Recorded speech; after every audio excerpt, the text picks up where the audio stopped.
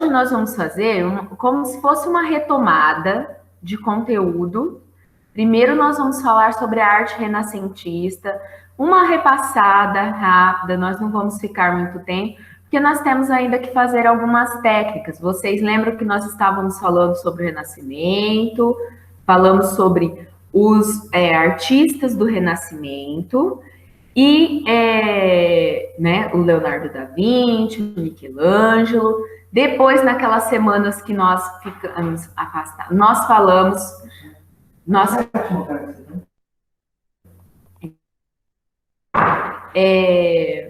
também sobre a técnica de perspectiva, e hoje nós vamos falar a respeito, né, do Renascimento, dar uma relembrada e falar a respeito da técnica do chiaroscuro. O que era o chiaroscuro? Chiaroscuro, claro, escuro. Então, claro e escuro, ou seja, é a técnica de sombreamento.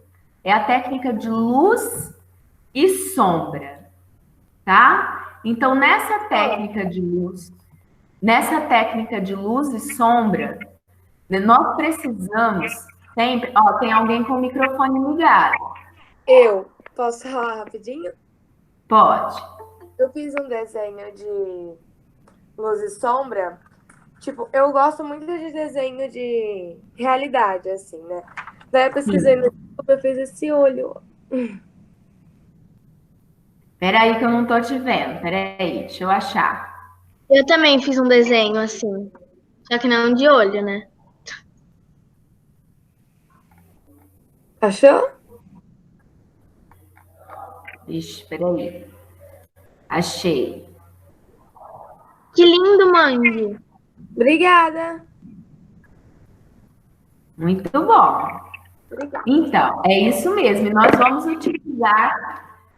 utilizar bastante essa técnica, né, na tarefa de hoje, tá? Então, depois eu vou passar certinho para vocês o que vocês vão fazer a tarefa, até nós vamos combinar sobre a tarefa já agora.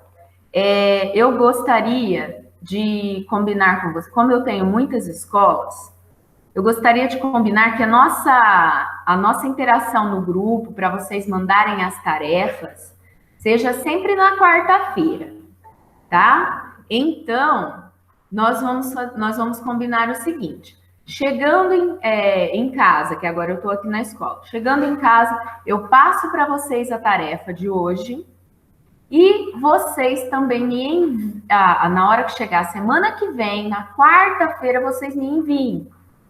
Igual foi combinado com a professora Fly, tá? Porque eu também tenho muitas escolas e nós estamos com grupos de todas as salas. Então tá uma loucura de grupo. Se cada um for enviar em um dia, fica muito complicado para a gente conseguir organizar. Então nós vamos combinar dessa forma, tá? Eu mando a tarefa na quarta-feira de uma semana, né? Assim, após a aula. Vocês me enviam ela pronta, pode ir fazendo durante a semana, deixa ela guardadinha, me envia a foto dela pronta na outra quarta-feira, tá? Certinho? E aí agora, então, nós vamos começar. Para iniciar, eu vou tentar compartilhar com vocês a tela, tá? Para vocês verem como alguns slides. Alguém abre o microfone aí e me fala se está conseguindo enxergar. Eu tô. Isso, então tá ótimo. Então, tudo bem. Então, vamos começar. Arte renascentista. Olha lá, nós temos já aqui vários desenhos, né? Várias obras de arte da arte renascentista. Essa daqui não preciso nem falar, né? Mona Lisa. Aqui nós temos a Vênus de Milo, do Botticelli. Aqui nós temos o Homem Vitruviano, tá? O Homem Vitruviano também é do Leonardo da Vinci, assim como a Mona Lisa. E neste cantinho, nós temos a criação de Adão, que é do Michelangelo. Todos artistas renascentistas. Se vocês repararem, olha lá, tem sempre a técnica de luz e sombra, olha só na Mona Lisa. Uma outra, a técnica de perspectiva, se você pensar bem, olha lá, a Mona Lisa está perto, então ela está maior.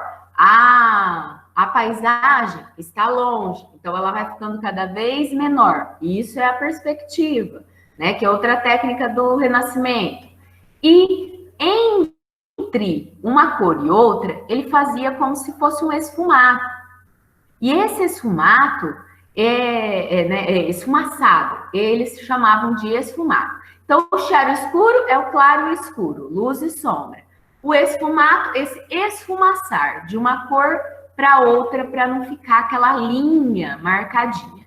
E eles também faziam, né, muito uso da técnica da perspectiva, que vocês já tiveram até atividade para fazer sobre ela. Vamos relembrar rapidinho. Qual é a origem do nome, da palavra renascimento? Renascer. Renascer as ideias greco-romanas, né? Elas acabaram contribuindo aí, ó, com a mentalidade moderna, tá? Então, nós estamos entrando na época de história, não na parte de arte. A parte de arte, a arte moderna, ela é a partir de 1900. Mas na parte de história da humanidade, né, nós estamos entrando aí na época da Idade Moderna, com o Renascimento. Então, as pessoas, elas deixam de acreditar tanto naquela cultura medieval que eles tinham, e eles voltam lá nas ideias greco-romanas de busca pela perfeição. Tá? Aí ele surge onde? O Renascimento, ele vai surgir na Itália, no século 14 e 15. Digamos assim, na metade do século 14. Quando seria aí esse século 14? É sempre bom a gente falar no século, mas pensar em ano também. Muitas vezes a gente pensa assim, século 14, 1400. Tá, certo. Só que 1400 foi o final dele. Então, o século 14... deixa eu só interromper aqui rapidinho o compartilhamento, porque tem alguém para a gente entrar. Espera só um minutinho. Aqui, deixa eu permitir. Aí, pronto. Agora eu vou voltar a compartilhar a tela.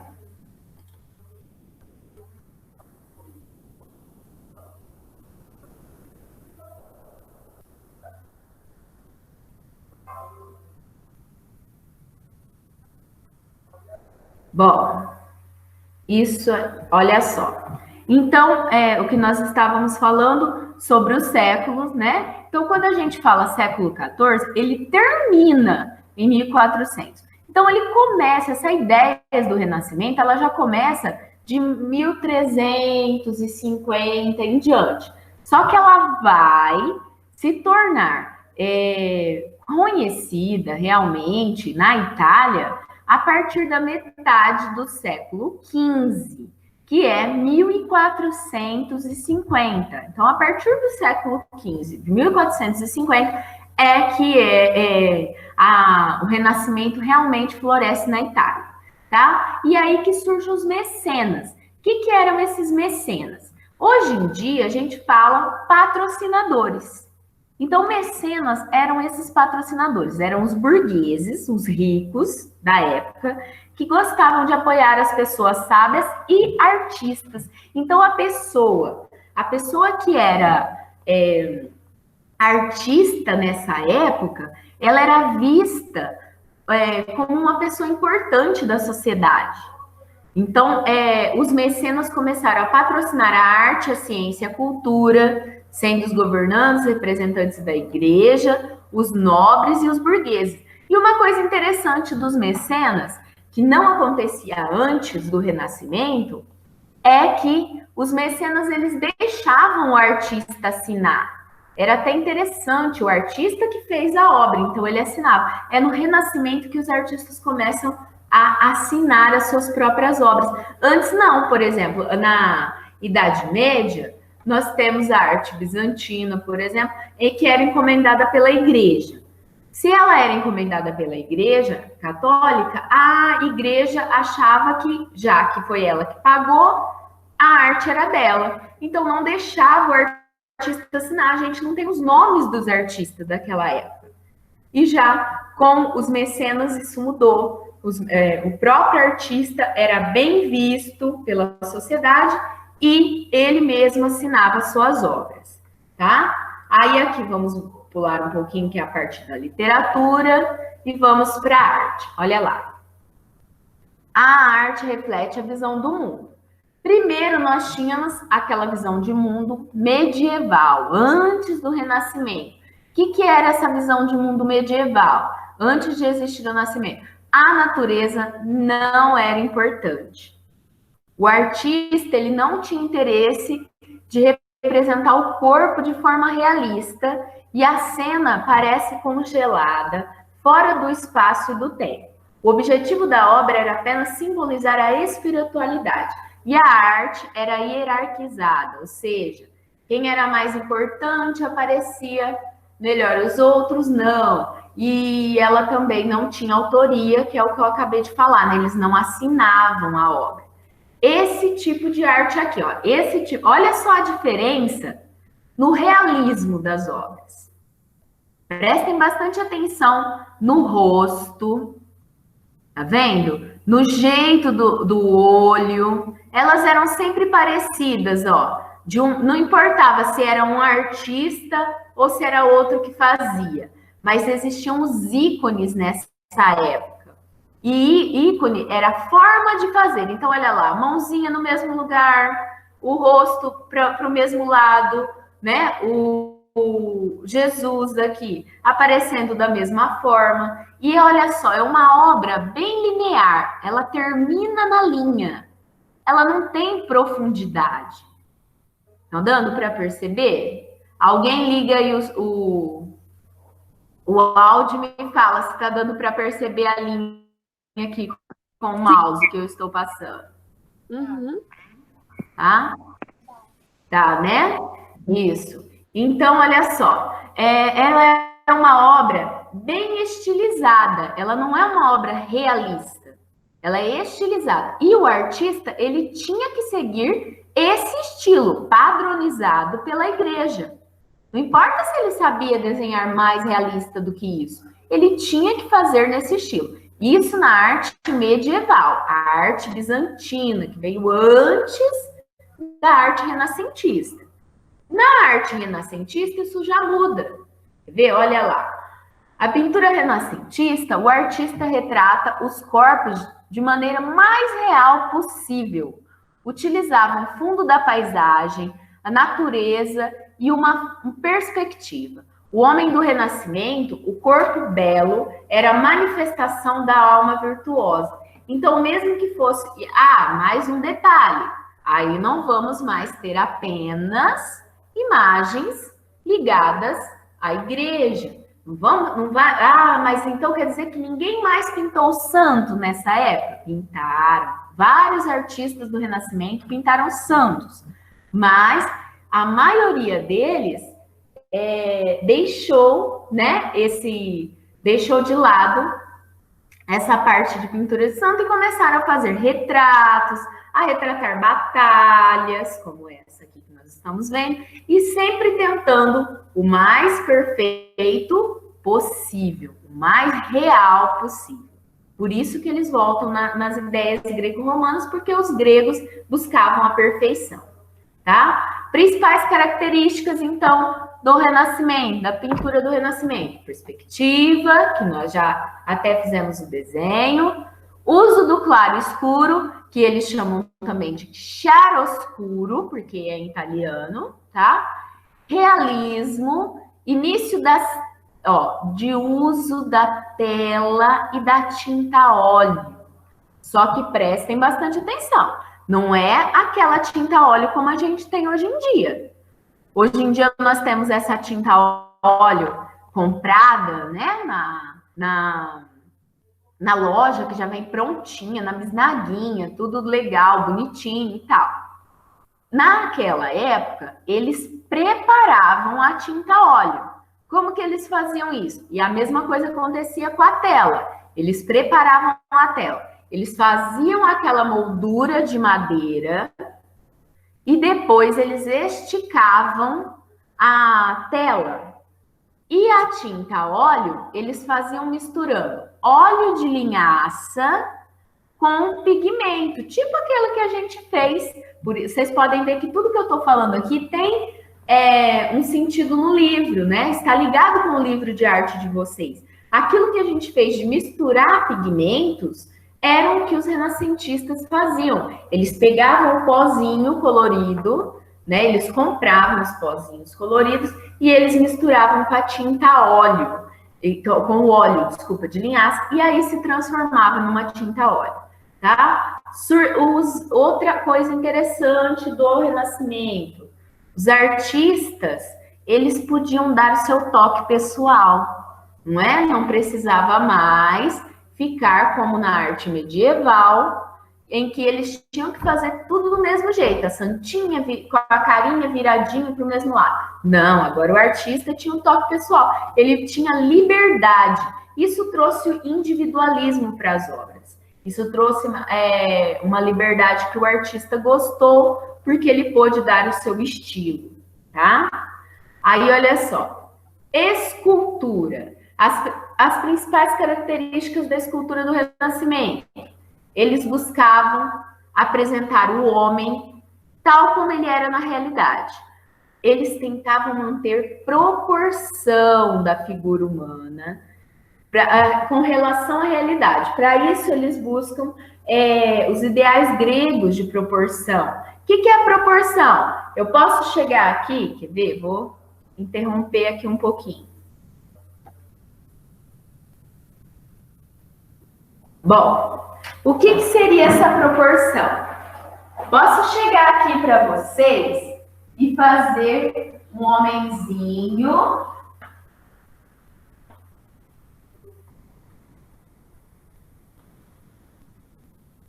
Olha lá.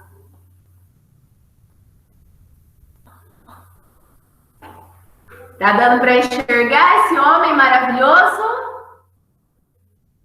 O que está de errado nesse cara? Tem alguma coisa errada com ele. Pode ligar o som aí. Isso. O nariz não está proporcional, não é? Então, proporção tem a ver com isso. Tem a ver com o tamanho. O nariz dele não estava proporcional. O que os gregos estudavam? Eles estudavam que o nosso corpo inteirinho, ele tem mais ou menos o tamanho de 7 a 8 cabeças, né? Então, os renascentistas voltaram a buscar esse tamanho, 7 a 8 cabeças. Como assim 7 a 8 cabeças? Você mede a cabeça. A cabeça deu, por exemplo, 30 centímetros, né? Então, o corpo teria que ser proporcional ao tamanho de 7 a 8 cabeças. Então, seria 7 vezes 30 centímetros. Para que não ficasse tão desproporcional, tá? Se vocês quiserem chegar depois medindo em casa, é muito difícil a pessoa que sai fora do padrão, viu, gente? Se você tem, por exemplo, 25 centímetros de cabeça, provavelmente vai dar 6,5, 7, né? Alguns mais altos pode até chegar no 8, mas o padrão mesmo é 7 cabeças, tá? Se vocês quiserem depois fazer essa experiência em casa e vocês medirem realmente o seu corpo, você vai ver que é verdade, que eles estavam certos, tá? Então, só um minutinho, gente, deixa eu desligar o som aqui, desculpa. É que tenho uma reunião da outra escola e eles estão ligando.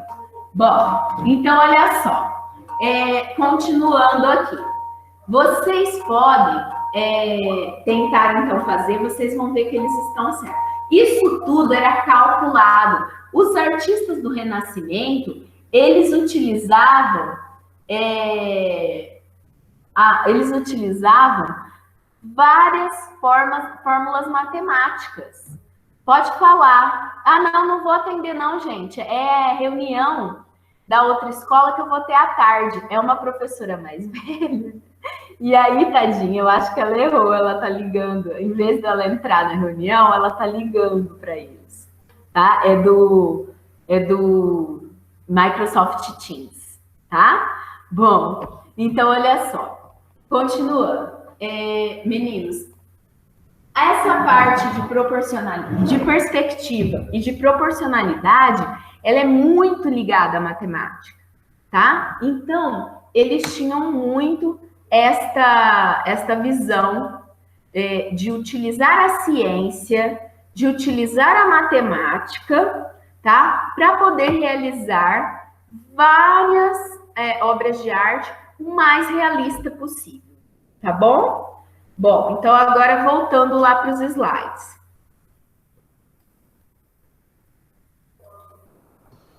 Pro, precisa copiar os slides? Não, por enquanto não, tá?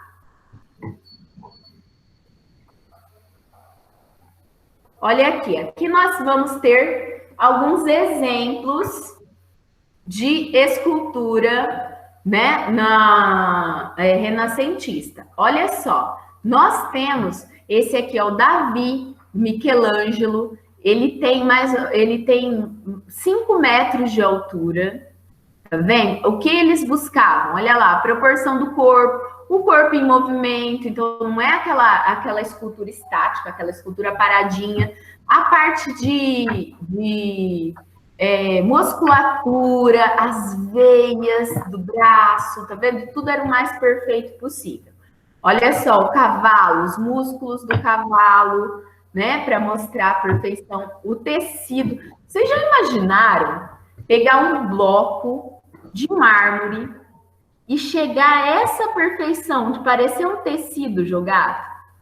Era muito difícil. Eles demoravam mais ou menos, em média, 2 anos para terminar uma escultura dessa.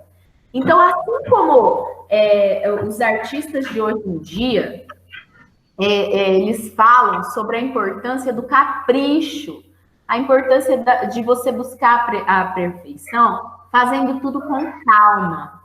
Isso acontecia naquela época. Eles tentavam fazer tudo com mais calma possível. Contanto que a tarefa que eu vou passar para vocês hoje, ela é um desenho com luz e sombra, e eu quero pedir, por favor, que vocês façam assim, com o máximo de paciência, com o máximo de calma. Não adianta eu pegar a tarefa nos últimos 5 minutinhos, né, lá na quarta-feira que vem, e fazer de qualquer jeito. Para você conseguir um bom resultado no desenho, qualquer desenho, gente, você precisa ter dedicação, paciência e capricho. Então, não adianta querer demorar 2 minutinhos para acabar, né? Você precisa ter paciência e ir devagar. Essa daqui e essa são do Michelangelo, tá vendo? Essa daqui, ele chega a fazer uma faixa, tá vendo? Essa obra se chama Pietà. Ela fica num altar, tá? Lá na Itália. E ele chega a fazer uma faixa aqui, ó, na Santa, e ele coloca... O Michelangelo não tinha muito costume de assinar na frente das obras, não. Ele colocava o nominho dele bem atrás, bem escondidinho, né? Agora, a Pietà, ele ficou tão orgulhoso dele conseguir, tá vendo? Fazer essas dobras e tudo certinho, que ele pega e ele faz uma faixa e ele coloca feito por Michelangelo Bonarotti, tá vendo? Ele quis assinar a obra porque ele estava orgulhoso, porque ele fez muito bonito, tá? Na arquitetura, eles voltam naquelas estilos gregos. Então, se vocês repararem nas colunas que nós temos até hoje, as colunas seguem, olha lá, o estilo dórico, que é esse reto, ou o estilo jônico, que é esse que tem essa curvinha, ou o estilo coríntio, que é este que tem esses desenhos, esses detalhes, tá vendo? Então, eles acabam utilizando essas ordens arquitetônicas até hoje em dia, tá? Então, eles têm esses detalhamentos em cima, nas colunas, tá? Na parte que fica perto do telhado, assim mesmo. Sempre, se você vê em alguma igreja ou em algum prédio antigo, aquele prédio, por exemplo, perto das Casas Bahia, que foi restaurado, aquele prédio, ele tem essa arquitetura aqui, ó. Ele tem o estilo jônico, então ele tem essas voltinhas aqui, ó, na coluna, tá? Então, a arquitetura, eles voltam na arquitetura grega e seguem os padrões gregos. Isso aqui não foi criado pelo Renascimento, foi criado pelos gregos. Aí ela voltam-se o uso de arcos também, aí o arco já não foram os gregos que criaram, já foram os romanos, e eles acabam trazendo isso de volta para a arquitetura, tá, gente? Aí aqui fala do Filipe, que é um dos principais arquitetos da época. Bom, meninos, era isso que eu tinha para passar para vocês a respeito do Renascimento hoje. Então, a nossa tarefa vai ser, vocês vão assistir um vídeo a respeito do chiaroscuro, do sombreamento, de luz e sombra, tá? Vocês vão assistir um vídeo que fala sobre a luz. Nós temos a luz própria e a luz projetada, tá? Eu quero que vocês prestem bastante atenção no vídeo, e o vídeo, ele vai passar, por exemplo, ó, quando a gente faz um desenho com luz e sombra, nós sempre vamos fazer, por exemplo, vamos supor que nós vamos fazer uma esfera. Nós sempre vamos ter a sombra que fica no próprio objeto, que seria essa aqui. Essa seria a sombra própria.